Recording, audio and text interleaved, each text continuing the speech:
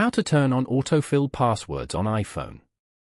To get started, first of all go ahead and open up the Settings application on your phone. Once you're here, scroll down and go to Face ID and Passcode. Enter your passcode over here. On this page, you can manage apps using Face ID and other iPhone access settings, set up alternate appearances, and change your passcode.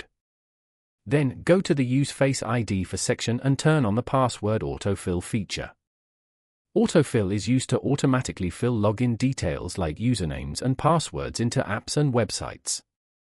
You can also use it to generate new, strong passwords for accounts, sync them across devices, and share them securely with contacts or nearby Apple devices. Following these steps, you can easily turn on autofill passwords on iPhone. Thank you for watching. Please leave a like if this tutorial helped you, or leave a comment below if you have any questions related to the video.